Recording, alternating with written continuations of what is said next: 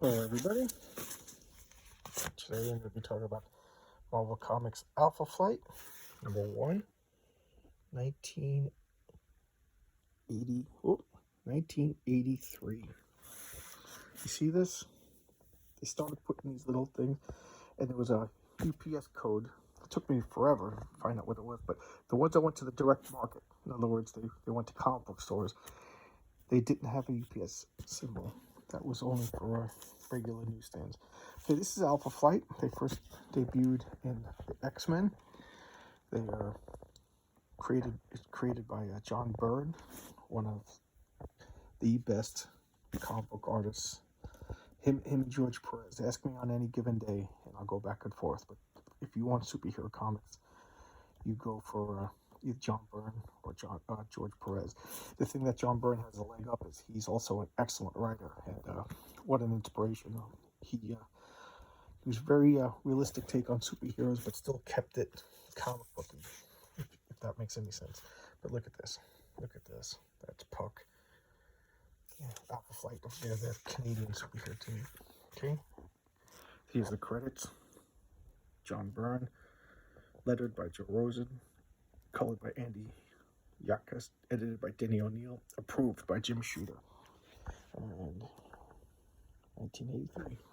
Don't need to do that anymore because they put them on the cover for these. I'm sure you could see the similarities with George Perez that I previously talked about him. You know, the backgrounds with the lines, and the machinery. It's all Jack Kirby. I started from the Jack Kirby comic. There's a lot of dialogue. John Byrne was big on dialogue. He worked with Chris Claremont, who made the X-Men what they are today. And Chris Claremont, he must have got paid by the word, because he's just so much dialogue and exposition. And I think John Byrne was inspired by it. But look at that classic square-jawed, almost Batman. Okay. This character is called Vindicator at this point. Later on becomes the Guardian. Look at that. That's the Canadian Captain America. But the name Vindicator didn't work. He changed his name to Guardian. Became more of a patriotic Canadian superhero. Here they are. This is the flashback to the X-Men story when they fought the Wendigo. That's Alpha Flight. It's North Star, Aurora, Snowbird, Shaman, and Sasquatch. Beta Flight, they're B-listers. That's Puck, Mariner, Box, and this is one person called Flashback. He could make copies of himself. And this was Gamma Flight. That was, I remember that was Diamond Lil, Wild Child, and I don't even remember their names. I think one of them was Smart Alec. And they were the B-listers. And this was the Cody, that was like their government license. Marvel Superstars at the Creation Convention. This I was always interested in. TSR, Star Frontier. It was like Dungeons & Dragons, but Star Wars. Okay. He's giving them some information. Flag is the Canadian flag. Little kid on the Fantastic Four t-shirt. And then this creepy guy. Cuts to this creepy guy. What does this have to do? Well, you'll find out later. The creepy guy is sitting there reading some book. I remember being totally intrigued by this. I remember sitting in my living room in my parents' house reading this, making this gigantic. You can see there's the scale, there's him. This is how big this thing is. Puts on this tiara. What's going on? Then we cut to somewhere else in Canada, Calgary, Alberta, or Dr. T. Youngman, Michael T. Youngman. Yep, I remembered his name. There he is. His senses go off, and, you know, when you're an Indian, you gotta have your grandfather's skull in a box. You know, talk to the spirits.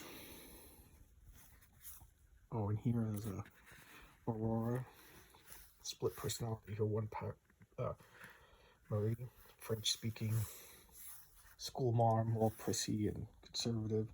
And there's her twin brother, who is North Star, arrogant, flashy. He doesn't like her seeing her like this. She doesn't like seeing him all arrogant and everything. But he's charming to the nuns. And more ads. Heroes World. Look at these prices. Look at that. He's scolding her and she's scolding him. Classic. Look how beautiful you could be. Shakes her hair out. Look, look, look.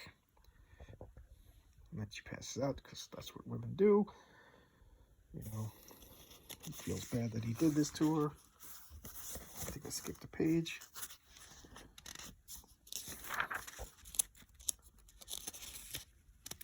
Yes, I did skip a page. Let me go to the part that they tell you. Ottawa, the nation's capital. Okay, that's Heather Hudson. She's Vindicator's wife. James, everybody calls him Mac. James McDonald, or Mac, and that's Heather Hudson McDonald, the wife. She becomes the leader of the group later on. Big character, big change, big, a lot of good story arc with her. And of course, Vindicator or Guardian was my favorite. I always liked this square-jawed, capable superhero leader. Of course, he dies in the 11th issue. And unlike most Marvel comics, he stays dead. So he goes off on a mission. She goes into their secret superhero computer room and calls for backup because Alpha Flight's not there anymore. They broke up because of cutbacks, so she's recruiting the Beta Flight to go. There he is, Eugene Milton Judd. Goes by another name. He's a little midget. Okay, what a tragedy this character is. Not the character itself, just what the writers did to him in later issues. So here he is. He's the bouncer in this little seedy little bar. He does a spin. He gets the call. And now we go to Mariner. Another character they didn't know what to do with, if you ask me. Her love interest. She gets the call. She jumps in the sea. I don't know what would happen if anything happened to you. I don't know if they ever followed up. Dr. Walter Lankowski. You know, adventurer scientist. He's not the nerdy scientist. He's like ladies' man, archaeologist who could turn into Sasquatch. They fought the Hulk to a standstill. And I, of course, jump the page because it's old. And there we go. Snowbird. Here you go. I forget her name. Annie McKenzie. Yeah, there you go. Can't get more Canadian than that. And she's the daughter of the Canadian superhero, the Canadian goddess Nelvana, who was actually one of the first Canadian comics, if not the first comic called Nelvana. It was a comic book, came out in kind of low print run. So John Byrne, being Canadian, he took the Canadian comic and then incorporated the mythology into Marvel comic. I don't think anybody minded, or there was nobody even left to sue for copyright. So her mother is Nelvana, the made of Canadian goddess, and she has the power to commune and transform into all wildlife that lives in Canada. Here, that's the corpse of the old guy with the tiara. Whoa, it's not a corpse. And he makes Tundra, frozen ice creature, one of the 7 great beasts. And Tundra's coming. Here comes Mariner. Does this cool maneuver where she makes a whirlwind or tsunami or maelstrom, whatever you want to call it. Here comes Aurora and North Star. She's no longer the frumpy, mild-mannered teacher. She's reveling in her powers. They can fly at super speed, and when they grasp hands, they can make like super shocking light. And here comes Puck, named after a hockey puck, and also the Shakespearean fairy Puck. So he comes in, and they all see Tundra causing problems, and he summons up mosquitoes and goes after Snowbird. And here comes Vindicator, who makes some sort of crazy Green Lantern type funnel and gets rid of that, and he blasts him. And here comes the magical Indian shaman. And what is going on? Bit off more than I could chew. He's trying to erode him. And when he does damage to Tundra, he's damaging the environment. So they're like, oh crap, we gotta pull back. Snowbird's like, yeah, he's in touch with everything. And then from a helicopter, here comes Sasquatch to the rescue. Blink! And he just starts ripping the crap out of him.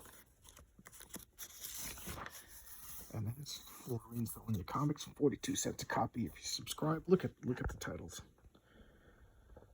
That too many titles. And Marvel was freaking making so much money.